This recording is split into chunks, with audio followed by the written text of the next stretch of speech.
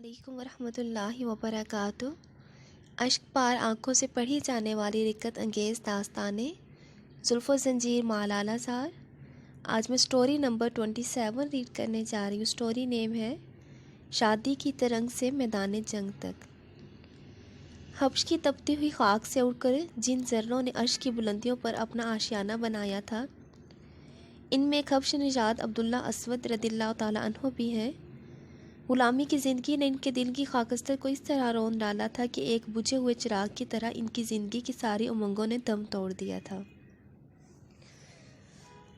کہتے ہیں کہ ایک زلف جاناں کی جو خوشبو مدینے سے اڑ کر خطۂ زمین میں دور دور تک پھیل گئی تھی، ایک دن انہیں بھی محسوس ہوئی۔ کسی راہگیر نے ان سے کہا، تم نے کچھ سنا ہے؟ دنیا کے ٹھکرائے ہوئے لوگوں کے لیے مدینہ میں ایک نئی پناہ گاہ کھلی ہے۔ رحمتوں کے پیکر میں آسمان سے کوئی عجیب و غریب انسان اترا ہے۔ دلوں کے کتنے ہی ویرانے اس کے قدم کی آہٹ سے آباد ہو گئے ہیں۔ مظلوموں، زیردستوں اور مسکینوں کے لیے اس کی شفقتوں کی گود ہمیشہ کھلی رہتی ہے۔ اس کی پلکوں کے سائے میں ہر وقت کام کا دریا لہراتا رہتا ہے۔ اس کی شاداب نگاہیں جلتے ہوئے زخموں کے لیے تسکین کا مرہم ہے۔ اس کے ہونٹوں کا تبسم بجھی ہوئی خاکستر کے لیے زندگی کی بشارت ہے۔ جلدی کرو، امیدوں کے قافلے زمین کے کناروں سے سمٹتے ہوئے آ رہے ہیں۔ تم بھی ان کی اڑائی ہوئی گرد میں شامل ہو جاؤ۔ اگر خوبی قسمت سے تم مدینے کے نخلستان میں پہنچ گئے تو تمہاری پامال زندگی جگمگا اٹھے گی۔ یہ خبر سن کر حضرت عبداللہ کی آنکھیں فرتے مسرت سے چمک اٹھی۔ انہوں نے عالم تحیر میں دریافت کیا، کیا تم سچ کہہ رہے ہو؟ اپنی سرشت کا کوئی انسان نیا انسان ہو تو البتہ ایسا ہو سکتا ہے، اور ورنہ آج کی بھری دنیا میں مظلوموں اور زیردستوں کا کون حامی ہے؟ روح زمین کے جو تم نصیب میٹھے بول کے لیے ترس گئے ہیں، بھلا انہیں شفقتوں کی گود میسر آ سکتی ہے؟ اگر گود کی ایسا واقعہ رونما ہوا ہے تو بہت اچھمبے کی بات ہے۔ راہگیر نے پرجوش لہجے میں جواب دیا، اگر تمہیں یقین نہیں آتا تو مدینہ اسی خطۂ زمین پر واقع ہے، تم وہاں جا کر تجربہ کر لو۔ میں کہہ رہا ہوں کہ وہ انسانی پیکر میں ضرور ہے، لیکن وہ اس دنیا کا انسان نہیں معلوم ہوتا۔ اس کے وجود کا سررشتہ کسی اور عالم سے ملتا ہے۔ اس گفتگو کے بعد عبداللہ کے سینے میں کیسی آتش شوق بھڑک اٹھی جس نے ان کی ہستی کا صبر و قرار چھین لیا۔ آنکھوں کی نیند اڑ گئی، بےتاب کی آرزوؤں کی راتیں قیامت کی طرح دراز ہو گئی۔ ویرانوں سے انس بڑھ گیا، آبادیوں سے وحشت ہونے لگی۔ ایک دن انہیں پتہ چلا کہ ملک شام کا کوئی تجارتی قافلہ مدینہ کے نخلستان سے ہوتا ہوا مکہ جا رہا ہے۔ یہ خبر معلوم کر کے خوشی سے ان کا چہرہ کھل گیا، ان کی پیشانی سے بشاشت کا نور ٹپکنے لگا۔ وہ اضطراب شوق کی بے خودی میں اٹھے اور قافلے کی گزرگاہ پر کھڑے ہو گئے۔ کئی دن کے انتظار کے بعد ایک دن دور سے انہیں اڑتے ہوئے غبار کا طوفان نظر آیا۔ قافلے کی علامت دیکھ کر ان کی روح پر فرحت و انبساط کے بادل چھا گئے۔ تھوڑی دیر کے بعد قافلے میں شامل ہوتے ہوئے ان کے دل کی دنیا بدل گئی، غم کا سارا بوجھ اتر گیا۔ شب و روز چلتے چلتے بالآخر ایک دن وہ حجاز کی سرحد میں داخل ہو گئے۔ کچھ اور فاصلے طے کرنے کے بعد ایک منزل پر قافلے کے لوگوں نے مدینے کے راستے کی نشاندہی کر کے انہیں رخصت کر دیا۔ اب وہ اکیلے ہی مدینے کی طرف چل رہے تھے۔ جذبے شوق کے علاوہ اب کوئی ان کا شریک سفر نہیں تھا۔ متواتر کئی دن کی مسافت طے کرنے کے بعد انہیں کھجوروں کے جھنڈ نظر آئے۔ ان کے دل نے بے ساختہ آواز دی، شاید یہی مدینے کا وہ نخلستان ہے جس کی گود میں مظلوموں کی پناہ گاہ ہے۔ اور کچھ فاصلہ طے کیا تو مدینے کی پہاڑیاں چمکنے لگیں۔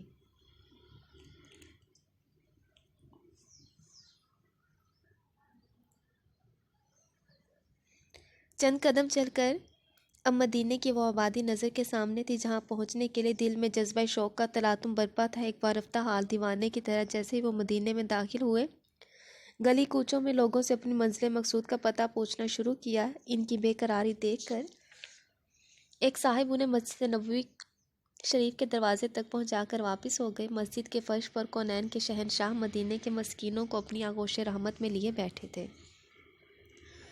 حضرت عبداللہ کو کسی سے پوچھنے کی ضرورت نہیں پیش آئی، جمال و نور کی زیبائی خود آواز دے رہی تھی، کیا وہ کعبہ مقصود یہاں ہے؟ جیسے ہی چہرہ انور پر نظر پڑی تو دل کا عالم زیر زبر ہو گیا۔ جذبہ شوق کی بے خودی میں آگے بڑھے اور قدموں پر سر رکھ دیا۔ آنکھوں کی راہ سے قلب و روح کا سارا غبار دھل گیا۔ روئے زمین کی روندی ہوئی ایک مشت خاک اب اس قدم کے نیچے آ گئی تھی جو کائنات کی سب سے باعزت جگہ تھی۔ مدتوں کی ایک پیاسی روح چشمہ رحمت سے سیراب ہو چکنے کے بعد اسلام و ایمان سے سر رشتے سے ہمیشہ کے لیے منسلک ہو گئی۔ اکرام و آسائش کے باغ فردوس میں پہنچ کر بالکل پہلی مرتبہ وہ روحانی مسرتوں کی ایک نئی زندگی سے روشناس ہوئے۔ اب عبداللہ اسود کسی رہ گزر کا سنگریزہ نہیں تھے، سینہ صدف میں پرورش پانے والے گوہر کی طرح محفوظ تھے، جدھر نکل جاتے ایسا لگتا ہے کہ شفقت و اعزاز کی ہر آغوش انہی کے لیے کھلی ہے۔ کبھی جس کا چوکھٹ پر کھڑا رہنا باعث عار تھا، آج اسے پلکوں پر جگہ مل گئی تھی۔ آسمان سے اترنے والے اس نئے انسان کی آواز میں کتنا حیرت انگیز اعجاز تھا، جس نے پلک جھپکتے ہزاروں برس کا مزاج بدل دیا تھا۔ مدینے میں انسانی زندگی کا جو نیا پیمانہ رائج تھا، اسے دیکھ دیکھ کر حضرت عبداللہ حیران رہا کرتے تھے۔ بارگاہ رسالت کی شفقتوں نے انہیں اس طرح سینے سے لگا لیا کہ وہ اپنی پامال زندگی کا سارا غم بھول گئے۔ مسجد نبوی کا صحن ان کی ساری امیدوں کا آشیانہ بن گیا تھا۔ کونین کی نعمتوں کے مرکز میں ان کے لیے کس بات کی کمی تھی؟ ہر وقت عشق و عرفان کی سرمستی میں وہ نہال و مسرور رہا کرتے تھے۔ ایک دن شام کا خوشگوار موسم تھا، زلف و معمبر کی خوشبو سے سارا مدینہ مہک اٹھا تھا۔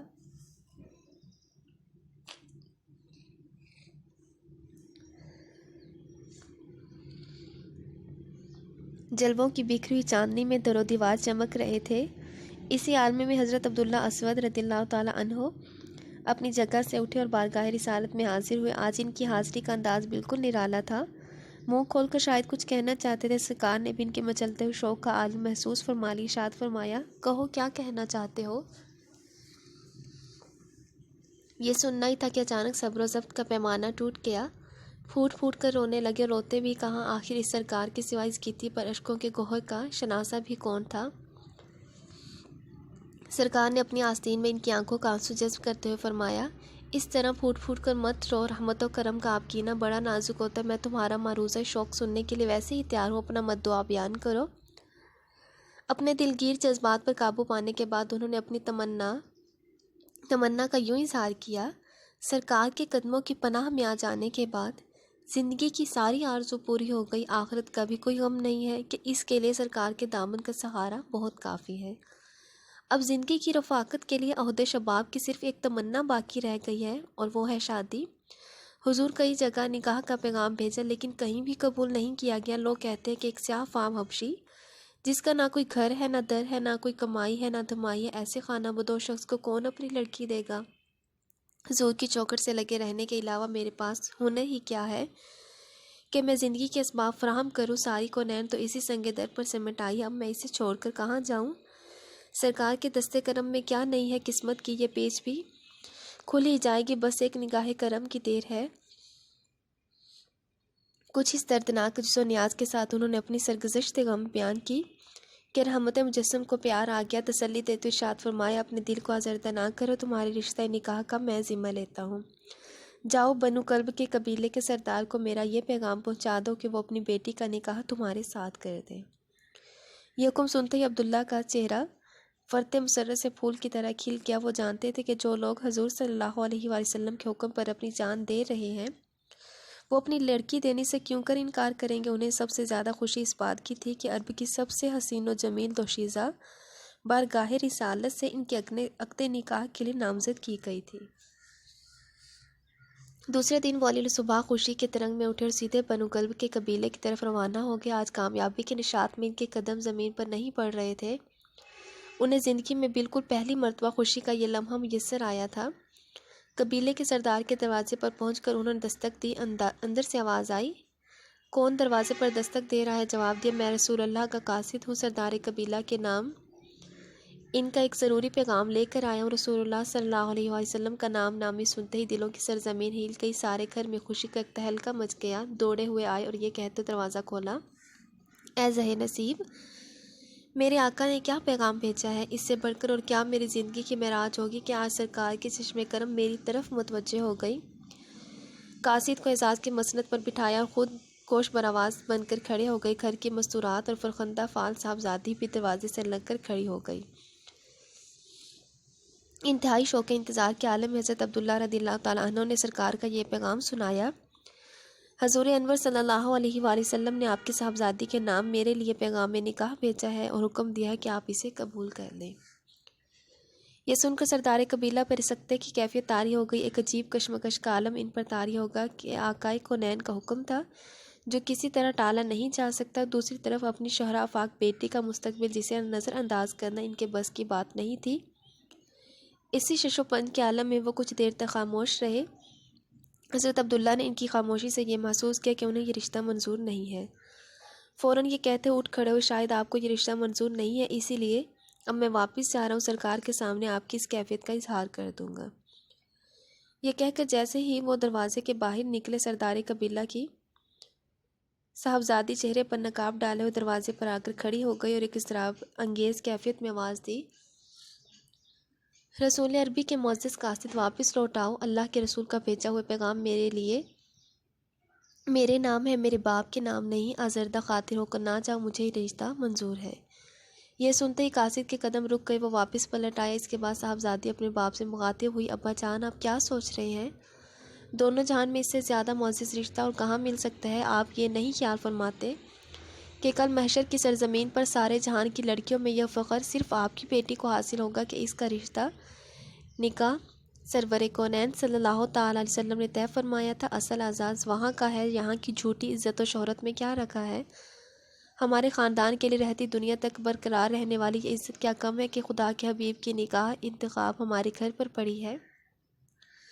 غلاموں کی بھری آبادی میں لڑکیوں کی کیا کمی تھی، لیکن یہ تو ہماری ہی قسمت ہے کہ سرکار کی نوازش بے پایاں کہ ہم مستحق ہوئے۔ بیٹی کی یہ گفتگو سن کر باپ کے سوچنے کا انداز اس طرح یکلخت بدل گیا جیسے کوئی چونک کر کسی پر پیچ راستے سے واپس پلٹ آئے۔ فوراً ہی اپنے آپ کو سنبھالتے ہوئے قاصد سے متوجہ ہوئے، سرکار سے کہہ دینا کہ فرمان عالی میرے اکثر آنکھوں پر ہے، وہ جب چاہیں میں عقد نکاح کی مہم سر انجام دینے کے لیے حاضر ہوں۔ یہ جواب سن کر حضرت عبداللہ اسود کی خوشی کی کوئی انتہا نہ تھی۔ مسرتوں کے خمار میں جھومتے ہوئے وہ بارگاہ رسالت کی طرف واپس لوٹے۔ خدمت اقدس میں حاضر ہوتے ہوئے یہ بشارت سنائی، حضور قبیلے کے سردار نے رشتہ نکاح منظور کر لیا، اس کی بیٹی بھی سرکار کے حکم کی تعمیل میں سربکف ہے۔ یہ سن کر حضور نے ارشاد فرمایا، تو پھر اب دیر کیا ہے، جاؤ نکاح کا انتظام کرو، بازار سے ضروری سامان خرید لاؤ۔ سامان کی خریداری کے لیے سرکار رسالت نے انہیں چند درہم عنایت فرمائے اور بازار کی طرف روانہ ہو گئے۔ راستے میں جس سے بھی ملاقات ہوئی اسے خوشی کی ترنگ میں خبر سناتے رہے، سرکار نے فلاں سردار کی بیٹی سے میرا رشتہ نکاح طے فرما دیا ہے، نکاح کی مجلس میں آپ ضرور تشریف لائیے گا۔ بازار میں جیسے انہوں نے قدم رکھا، ایک منادی کی آواز کان میں گونجی، میدان جنگ سے اسلام نے اپنے جانثاروں کو آواز دی ہے، سرفروش مجاہدین کا لشکر تیار کھڑا ہے، کوثر کی شراب کے متوالو چلو، خون سے بھیگی ہوئی سرزمین پر جنت کے اترنے کے دن آ گئے۔ خوش بختیوں کے میدان میں جو بھی سبقت لے جانا چاہتا ہے آگے بڑھے اور بے نقاب جلووں کا تماشا دیکھے۔ یہ آواز سن کر حضرت عبداللہ چونک گئے، فیصلہ کرنے میں ایک لمحے سے زیادہ کی تاخیر نہیں ہوئی۔ انہوں نے سوچا، مومن کی ساری خوشی تو اسلام ہی کے دامن سے وابستہ ہے، دین کی عزت کا پرچم سلامت رہا تو زندگی میں مسرت و نشاط کی سینکڑوں شامیں آ سکتی ہیں، اور خدا نخواستہ اسلام ہی کا سورج گہن میں آگے تو شادی کے لمحات کو خون آلود ہونے سے کون بچا سکتا ہے۔ یہ سوچ کر فوراً انہوں نے اپنا ارادہ تبدیل کر دیا اور جو پیسے وہ شادی کا سامان خریدنے کے لیے لائے تھے ان سے سامان جنگ خرید لیا اور چپکے سے لشکر کے ساتھ شامل ہو گئی، اس اندیشے سے کہ کہیں سرکار ہمیں واپس نہ کر دے۔ انہوں نے اپنا سارا جسم کالے کمبل میں ڈھانپ لیا تاکہ کوئی پہچان نہ سکے، اور اسی ڈر سے جب تک میدان جنگ تک نہیں پہنچ گئے لشکر کے بیچ میں انہیں کنارے کنارے چلتے رہے۔ اسلام کی زندگی کے لیے ذرا سرفروشی کا یہ اشتیاق تو ملاحظہ فرمائیے، وہ اس لیے چھپ رہے تھے کہ انہیں کوئی میدان جنگ کی طرف جانے سے نہ روک سکے، اور آج کا نوجوان اس لیے سر چھپانے کی جگہ تلاش کرتا ہے کہ کوئی اسے میدان جنگ کی طرف نہ کھینچ کر لے جائے۔ میدان جنگ میں پہنچ کر دونوں طرف کی فوجیں صفِ آراہ ہو گئی۔ جب خوب گھمسان کا رنگ چھڑ گیا تو حضور نے دور سے دیکھا کہ کالے کمبل میں لپٹا ہوا کوئی شخص بجلی کی طرح تلوار چلا رہا ہے، صرف اس کا ہاتھ نظر آ رہا تھا، باقی سارا بدن چھپا ہوا تھا۔ حضور نے ارشاد فرمایا، ہاتھ کی گردش کا انداز بتا رہا ہے کہ یہ عبداللہ اسود ہے، لیکن وہ یہاں کیسے؟ وہ تو مدینے میں نکاح کی تیاری کر رہے تھے۔ چند صحابہ نے بھی اس کی تصدیق کی کہ یہ عبداللہ اسود ہی معلوم ہوتے ہیں۔ مسلمانوں کی فتح مبین پر جب جنگ ختم ہوئی تو سرکار نے حکم دیا کہ شہیدوں اور زخمیوں کی لاشیں الگ الگ کی جائیں۔ چند شہدائے کرام کی لاشیں اکٹھی کی گئی تو دیکھا گیا کہ عبداللہ اسود کی گردن پر خون کی ایک سرخ لکیر پھیلی ہوئی تھی، آنکھیں بند تھی اور پھول کی طرح چہرہ کھلا ہوا تھا۔ ان کی لاش جیسے ہی نظر کے سامنے آئی، سرکار مدینہ آبدیدہ ہو گئے اور ارشاد فرمایا، میں دیکھ رہا ہوں کہ عبداللہ اسود کے لیے جنت کو دلہن کی طرح سنوارا گیا ہے۔ حوران جناح انہیں اپنے جھرمٹ میں لیے ہوئے عالم جاوید کا دلہا بنا رہی ہیں۔